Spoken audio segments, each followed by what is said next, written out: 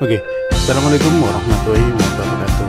Kembali lagi di channel Zeno Geografi, dan pada kesempatan kali ini kita akan membahas materi tentang regionalisasi kawasan dunia berdasarkan pusat pertumbuhan ekonomi. Materinya kelas 12 ya. Bagi kelas 10 dan kelas 11 tetap bisa menyimak materi ini sampai selesai untuk menambah informasi dan juga menambah pengetahuan. Dan bagi kalian yang baru pertama kali lihat video yang ini, atau mungkin pertama kali lihat channel ini, semoga cara saya menyampaikan informasi dapat kalian terima dengan baik.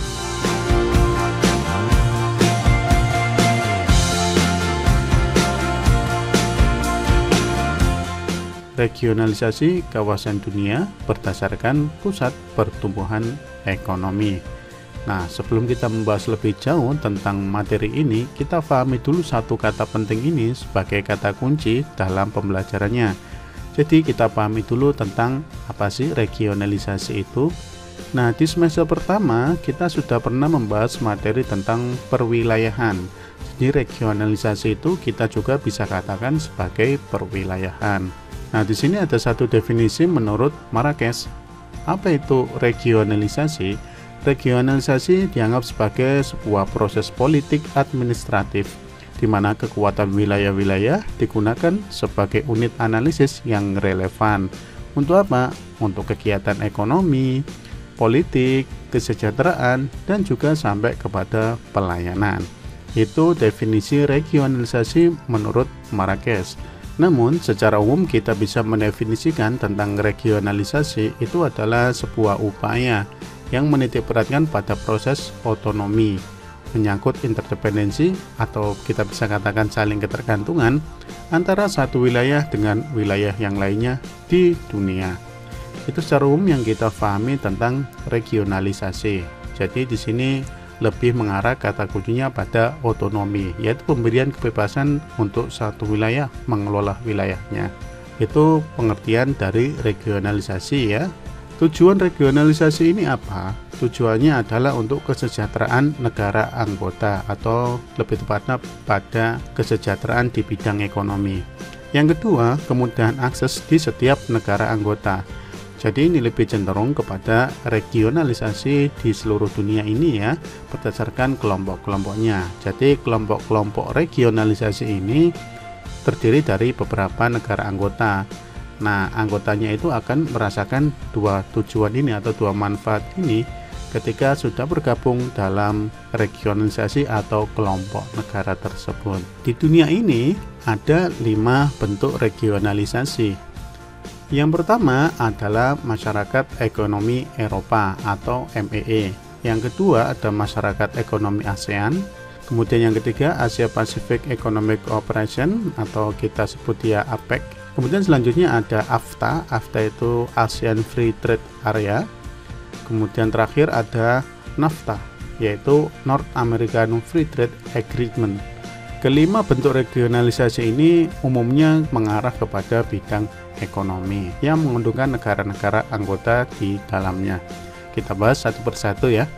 Yang pertama adalah Masyarakat Ekonomi Eropa. Kita sebut dia MEE. Lambangnya ya seperti di kanan atas ini. Merupakan sebuah organisasi kawasan yang bertujuan menyatukan ekonomi negara-negara anggotanya. Anggotanya berarti negara-negara yang berada di benua Eropa.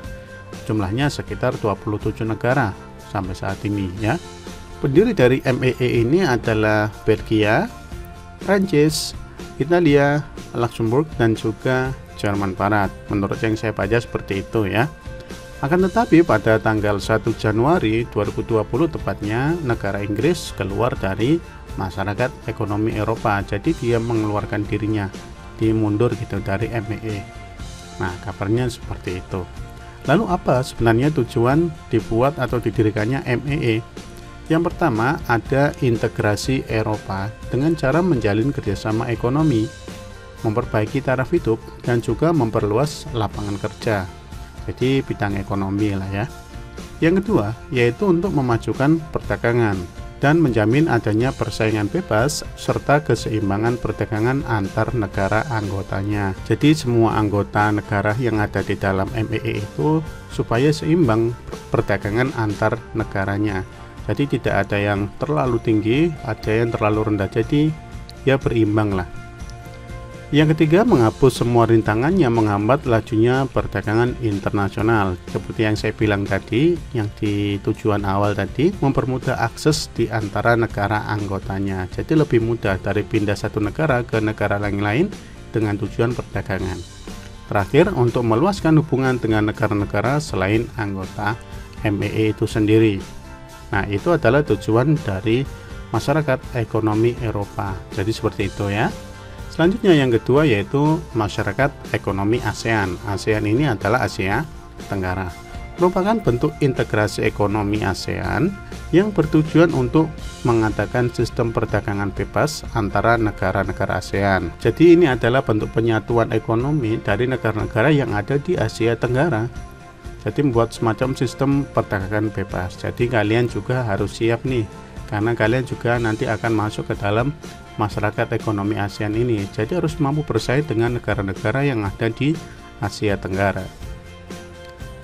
Tujuannya masyarakat ekonomi ASEAN itu apa? Yang pertama, untuk menciptakan pasar tunggal yang mencakup negara-negara ASEAN sekaligus pusat produksi atau production base untuk negara-negara yang satu kawasan, berarti yang sekawasan se-Asia Tenggara. Yang kedua adalah meratakan pemberdayaan ekonomi kawasan ASEAN dengan sasaran utama yaitu revitalisasi usaha kecil dan menengah. Kita sebut ya UKM. Yang ketiga yaitu mengintegrasi atau menyatukan ekonomi kawasan dengan ekonomi global dengan tujuan untuk meningkatkan peran serta ASEAN dalam percaturan kebijakan global. Jadi kebijakan-kebijakan yang ada di anggota dan disepakati itu bisa sampai ke dunia atau ke negara-negara selain ASEAN. Tujuannya seperti itu. Ya kalau kita generalisir rata-rata tujuannya kepada bidang ekonomi dan juga kesejahteraan negaranya. Yang ketiga ada APEC. APEC ini adalah Asia Pacific Economic Cooperation. Jadi kerjasama ekonomi Asia Pasifik. Merupakan forum ekonomi 21 negara di lingkar atau kawasan Asia Pasifik. Jadi yang bersebelahan dengan kawasan Lautan Pasifik gitu ya. Tujuannya apa dibuat APEC? APEC itu tujuannya yang pertama adalah mengukuhkan pertumbuhan ekonomi, tak jelas. Larinya kepada bidang ekonomi. Yang kedua, mendorong perdagangan bebas di seluruh kawasan Asia Pasifik. Yang ketiga, mempererat komunitas negara-negara anggotanya. Jadi sekawasan Asia Pasifik itu berarti ada Samudra Pasifik. Nah, negara-negara ini seperti ini. Nah, ini adalah kawasan Asia Pasifik. Nah, negara-negara itu tujuannya nanti ketika sudah masuk ke APEC terjadi perdagangan bebas. Sehingga larinya ya pertumbuhan ekonominya semakin lebih baik. Ada 3 pilar dari kerjasama APEC ini yang dipegang. Yang pertama yaitu perdagangan dan investasi yang lebih terbuka. Jadi antar negara anggota-anggotanya itu perdagangan dan investasinya lebih terbuka, sangat luas. Kemudian fasilitas perdagangan dan juga investasi ini yang dititik beratkan. Kemudian yang terakhir yaitu kerjasama ekonomi dan teknik atau kita bisa sebut dengan ekotek. Kerjasamanya selain juga ekonomi juga teknik-teknik.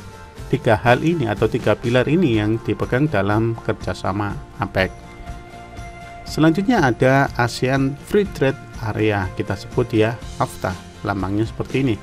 Merupakan kawasan perdagangan bebas dalam rangka meningkatkan daya saing ekonomi kawasan regional ASEAN atau Asia Tenggara. Dibentuk saat konferensi tingkat tinggi atau KTT ASEAN keempat di Singapura tahun 1992. Nah, AFTA sendiri ini merupakan sebuah kesepakatan untuk menghapus semua biaya masuk impor barang bagi Brunei Darussalam tahun 2010 sudah dihapuskan, kemudian Indonesia, Malaysia, Filipina, Singapura, Thailand, dan bagi Kamboja, Laos, Myanmar, dan juga Vietnam pada tahun 2015. Jadi semuanya dihapus antar negara-negara ini untuk biaya masuk impor barang. Nah ini kan sangat menguntungkan ya. Tapi kalau dibuat sebuah kesepakatan seperti ini artinya kan sudah sangat menguntungkan bagi negaranya. Jadi kalau mau mengimpor tidak kena biaya impor. Semua pokoknya larinya kepada perdagangan dan juga keuntungan ekonomi. Terakhir yaitu ada NAFTA, yaitu North American Free Trade Agreement, yaitu perdagangan di daerah Amerika Utara. Merupakan sebuah perjanjian perdagangan bebas negara-negara di kawasan Amerika Utara yang terdiri atas Kanada, Amerika Serikat, dan Meksiko. Loh, Meksiko itu masuk Amerika Utara ya? Enggak. Awalnya memang negara ini didirikan oleh dua negara, tepatnya pada operasi pertama atau memulai kegiatan pertama itu tanggal 1 Januari 1994. Yang mendirikan atau yang melaksanakan itu ada dua negara, Amerika Serikat dan juga Kanada. Seiring berjalannya waktu mulai menarik dari Meksiko. Jadi kerjasama yang dijalani Amerika Serikat dan juga Kanada menarik minat dari Meksiko untuk ikut dalam perjanjian tersebut. Lebih tepatnya pada September 1998. Jadi isinya ada 3 negara itu yang saya baca ya. Lalu apa tujuan NAFTA? Tujuannya adalah untuk meningkatkan pertumbuhan ekonomi dan kesempatan kerja. Jelaskan ekonomi lagi. Yang kedua, menciptakan iklim usaha untuk mendorong persaingan yang adil. Jadi antar negara itu persaingannya ya tidak jomplang, sama-sama menguntungkan lah. Ketiga, meningkatkan peluang investasi. Dan yang terakhir adalah untuk menciptakan prosedur yang efektif dalam penyelesaian perdagangan. Jadi ada 4 tujuan didirikannya NAFTA. Secara umum antara 5 regionalisasi wilayah di dunia itu tujuannya hampir sama semua, yaitu untuk keuntungan dalam bidang ekonomi dan juga kesejahteraan di negara-negara anggotanya. Jelasnya seperti itu ya. Oke, itu dulu materi kali ini. Semoga kalian bisa menerima. Dan kalau ada yang kurang jelas atau ada pertanyaan, silahkan tulis saja di kolom komentar ya. Kalau dirasa video ini bermanfaat, silahkan kalian sebarkan. Terima kasih dan sampai jumpa di video selanjutnya.